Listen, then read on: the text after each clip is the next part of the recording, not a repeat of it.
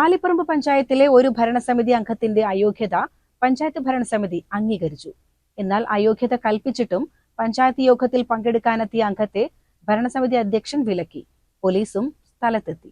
തുടർച്ചയായി 7 standing committee യോഗങ്ങളിൽ പങ്കെടുക്കാത്തതിനെ തുടർന്ന് അയോഗ്യനായ 18-ാം വാർഡ് അംഗം MP അബ്ദുൾ മജീദിന്റെ അയോഗ്യതയാണ് തിങ്കളാഴ്ച ചേർന്ന യോഗത്തിൽ അംഗീകരിച്ചത്. എന്നാൽ അയോഗ്യത കൽപ്പിച്ചിട്ടും പഞ്ചായത്ത് യോഗത്തിൽ പങ്കെടുക്കാനെത്തിയ അംഗത്തെ ഭരണസമിതി അധ്യക്ഷൻ വിലക്കി. ഇത് വകവയ്ക്കാതെ യോഗത്തിൽ തുടർന്നതോടെ പോലീസിനെ അറിയിച്ചു.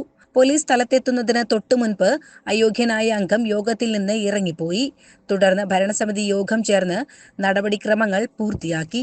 അത് തുടർച്ചയായിട്ടുള്ള 3 യോഗങ്ങളിൽ, അത് പഞ്ചായത്തിന്റെ ഭരണസമിതി യോഗമാണെന്നുണ്ടെങ്കിലും അതുപോലെ തന്നെ സ്റ്റാൻഡിംഗ് കമ്മിറ്റി യോഗങ്ങളാണെന്നുണ്ടെങ്കിലും 3 യോഗങ്ങൾ തുടർച്ചയായിട്ട് പങ്കെടുത്തില്ല എന്നുണ്ടെങ്കിൽ പഞ്ചായത്ത് രാജ് ചട്ടം 35K പ്രകാരം ഓട്ടോമാറ്റിക്കായിട്ട് ഒരു അംഗം അയോഗ്യനായി തീരുന്നതാണ്. ആ വിവരം അദ്ദേഹത്തെ അറിയിക്കുക എന്നുള്ളൊരു നടപടിക്രമം മാത്രമാണ് സെക്രട്ടറി ചെയ്യേണ്ടത്. അത് സെക്രട്ടറി ചെയ്തിട്ടുണ്ട്. അതിനുശേഷം തൊട്ടടുത്ത പഞ്ചായത്ത് ഭരണസമിതി യോഗത്തിൽ ആ വിവരം സെക്രട്ടറി ഇൻഫോം ചെയ്യേണ്ടതുണ്ട്. വേറെ തീരുമാനമൊന്നും സത്യത്തിൽ ഇതിൽ എടുക്കേണ്ടതില്ല. കാരണം അയാൾ 3 യോഗങ്ങൾ അറ്റൻഡ് ചെയ്തിട്ടില്ല, അല്ലെങ്കിൽ ഓട്ടോമാറ്റിക്കായിട്ട് അയോഗ്യനായി പോകുന്നതാണ്.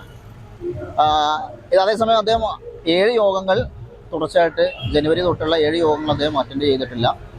പിന്നീട് അദ്ദേഹത്തിനൊരു ചാൻസ് ഉണ്ടായിരുന്നു തിരിച്ച് ഭരണസമിതിയുടെ അംഗീകാരത്തോടു കൂടി തിരിച്ചു വരുന്നത്. അതിനൊരു അപേക്ഷ സമർപ്പിക്കുകയാണെന്നുണ്ടെങ്കിൽ 15 ദിവസങ്ങളിൽ, ഈ അയോഗ്യനായി 15 ദിവസത്തിനുള്ളിൽ അയോഗ്യനായി അപേക്ഷ സമർപ്പിക്കുകയാണെന്നുണ്ടെങ്കിൽ ഭരണസമിതിക്ക് അദ്ദേഹത്തെ തിരിച്ചെടുക്കുന്നതിന് ചട്ടം 37(2) പറഞ്ഞ പ്രകാരം അതിനുള്ളൊരു സാധ്യത ഉണ്ടായിരുന്നു.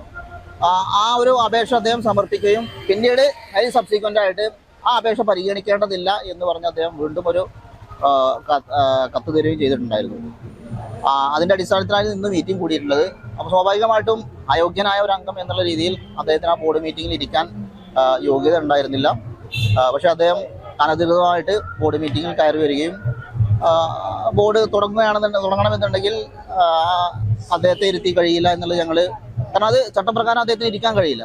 അതോടുകൂടി ഞങ്ങളുടെ ആ ബോർഡ് മീറ്റിംഗ് തന്നെ ഇൻവാലിഡ് ആയി പോകും, അദ്ദേഹം ഇരുന്ന് ആ യോഗം തുടർന്നു കഴിഞ്ഞാൽ. അതിൻ്റെ അടിസ്ഥാനത്തിൽ അദ്ദേഹത്തോട് അത് ഞങ്ങൾ പറയുകയും പക്ഷേ അദ്ദേഹം പോകാൻ തയ്യാറാകാത്തതിൻ്റെ അടിസ്ഥാനത്തിൽ പിന്നീട് ഞങ്ങൾക്ക് പോലീസ് ഫോഴ്സ് സഹായം ആവശ്യപ്പെടേണ്ടി വന്നു. അങ്ങനെ പെരിന്തൽമണ്ണ SHO ബന്ധപ്പെടുകയും അടിസ്ഥാനത്തിൽ അവരവിടെ നിന്ന് എത്തുകയും ചെയ്തു. പക്ഷേ അതിനു മുൻപ് തന്നെ, പോലീസ് എത്തുന്നതിന് മുമ്പ് തന്നെ അദ്ദേഹം ബോർഡ് യോഗത്തിൽ നിന്ന് ഇറങ്ങി പോവുകയാണ് ചെയ്തിട്ടുണ്ടായത്. തുടർന്ന് ഭരണസമിതി യോഗം കൂടുകയും മറ്റു നടപടിക്രമങ്ങൾ പൂർത്തീകരിക്കുകയും ചെയ്തു. CCN പെരിന്തൽമണ്ണ.